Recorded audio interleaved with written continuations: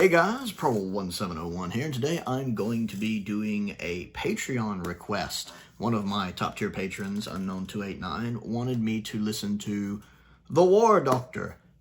And it's one of his audio stories, the second part of a trilogy from the Only the Monstrous Big Finish audios, which was recorded with John Hurt as the Doctor before John Hurt passed away, obviously. And this one is called 1,000 Worlds. This one also has Jacqueline Pierce in it. She's not in a lot, but she was in it a bit. And, of course, I love me some Jacqueline Pierce. I really liked her in with the Two Doctors, I believe. And then, of course, I like her in Blake 7 as I'm almost finished with Series 1 of that.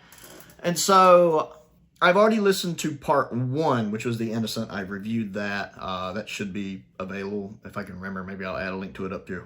We'll see. But Part 2, I really enjoyed. First off, John Hurt is great as the War Doctor. He really slips back into this role well. But John Hurt, just in general, was a fantastic actor. I mean, from Alien to 1984 to even his cameo in Spaceball. He's just a fantastic actor. I also enjoyed him when he voiced the dragon in Merlin, which was a great series with a terrible ending. But a lot of that comes down to him. All the little nuances. I think the difference between a great actor and a truly phenomenal actor is just all those little extra things. And he does just little things he does with his voice. The fact that you can always tell a really good actor when even just in audio stories what they can do with their voice. It's one of the reasons I love even Tom Baker in audio. It's just the stuff he does as the Doctor with his voice. So in this one... The Doctor got recruited, of course, by the Time Lords at the end of Part 1, basically, and taken off the planet he was on, leaving the girl Rejoice behind, who was kind of like heir to the throne or something like that. In Part 2, he's supposed to take place in a Time Lord mission with other Time Lords and kind of a Time Lord squad. Jacqueline Pierce kind of is like, I need you to do this. The Doctor doesn't really like working with teams, so he uses a little remote button to trick the... Well, not trick. He uses the remote button to summon the Tardis, which is odd, because we don't really see him do that often. And he slips away. And then the other Time Lords try to follow him. He ends up back on this planet from Part 1, but it's years later. Like, it doesn't really specify how long, but it's over 20 years at least. And the planet has sadly been enslaved by the occupying force from the Innocent. I can't remember the species names. Turns out the Daleks were still around, and they had met this other race and kind of helped them take over this planet because the Daleks are using the planet for their own purposes. They're kind of drilling into the core. It kind of reminds me of the Dalek invasion of Earth. They're drilling into the core of the planet for some ultimate weapon they have, and they've conquered like 1,000 worlds. And then the Doctor gets saved by Rejoice, who, I believe that's her name, Rejoice? Or is it Rejoin, Rejoice? My memory's... And of course she's older now. I'm not sure if it's the same actress voicing her or not, and she's just doing her voice different, or it's a different actress. I think it's a different actress, but I'm not certain. But she's good in it. And the interesting thing about this story was that it flew by so quick. Like, I'm not even sure how long it is. Maybe an hour? It did not seem like it was that long. It just kind of flew by. I was like, what? It's over already? It was kind of one of those. It just went right by.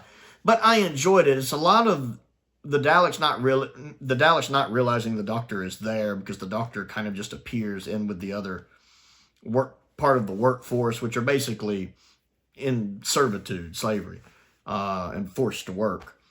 And Rejoice manages to save him because she recognizes him. It takes him a minute to recognize her, but he catches on quickly because it's at least 20 years later after where Part 1 ended. And it's basically the one Time Lord who took the Doctor away. I can't remember her name, but the actress that voices her really makes her come across as so uptight and snotty and snobby, and does that really well, sells that. You just immediately dislike this Time Lord. She's just very... Which I think is the point. She does that well. And then a couple other Time Lords who are there as well, infiltrating the planet, trying to find the Doctor. One of them gets killed, and the other two are still trying to find the Doctor and investigate what's going on. And the Doctor is on a mission to try to rescue a Time Lord strategist, because he has like the ultimate plan to defeat the Daleks, and the Daleks captured him, and he's supposed to rescue him because they don't want the Daleks to interrogate him and find out their plans. And it had a really good cliffhanger where the Dalek Prime, who's kind of the leader of all these Daleks, the Prime Dalek, realizes there's intruders, thinks they might be Time Lords, and is scanning for them right as the Doctor, who has spotted the Time Lord he's supposed to rescue, while he's trying to make his way to him, he gets scanned and caught, and the Daleks don't realize he's the Doctor, because he doesn't like being... Now, he doesn't even go by the Doctor at this point. Again, the War Doctor. And it ends on a cliffhanger as they are drilling into the planet, and the Doctor's like, what you're about to do is going to kill everybody on the planet. And then you find out the other Time Lord's actually kind of working with the Daleks, but you don't quite know why. It's a good cliffhanger, because you're sitting here going, what's going on? Just like the Doctor's going, what's going on? I do love one part when Jacqueline Pierce almost calls him the Doctor, and he's like, do not say that name. And it's almost like he's slapping his hand on a table, because there's a little boom there when he's like, do not call me that. I love the way John Hurt delivers that line. It's probably my favorite part of the whole episode. It was just with such power behind his voice, like, do not call me that. Now, this was a fun listen. It really does feel like you're judging part of a story, because this is a trilogy. And even more so than part 1, you feel like you're just getting part of an episode. It's like reviewing, episode 3 of a story, like a classic Doctor Who 4-parter or something, and only seeing episode 3. It is a lot like that, and it was over very, very quickly. But I enjoyed it, and a lot of it was, 1, I did enjoy the story, and then 2, I just really enjoyed John Hurt as the War Doctor. He just embodies this character, and the fact that he doesn't dial it in or anything. He gives it. He's just as committed to playing the War Doctor here as he is in Day of the Doctor. He nails it. That man is just professional class, and I love it. I love how well he's doing the role here. So, 1,000 Worlds. I really liked it. I thought it was really good. The Innocent was also really good. So I'm actually enjoying this trilogy so far, and I found it quite pleasing.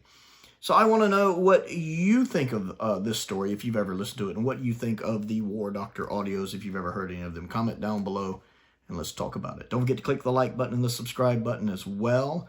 I also have a Patreon. If you would like to support me on that, certain tiers do get video requests. Check those out. I also want to give a shout out to some of my top tier patrons, Colin Coney, Sam Venning, and Unknown289, who requested this video. I have a P.O. box if there's anything you'd like to send me to look at and review. A link to my Amazon wish list is down there. A link to my Amazon UK wish list is also down there. Check those out. Most importantly, thank you for watching.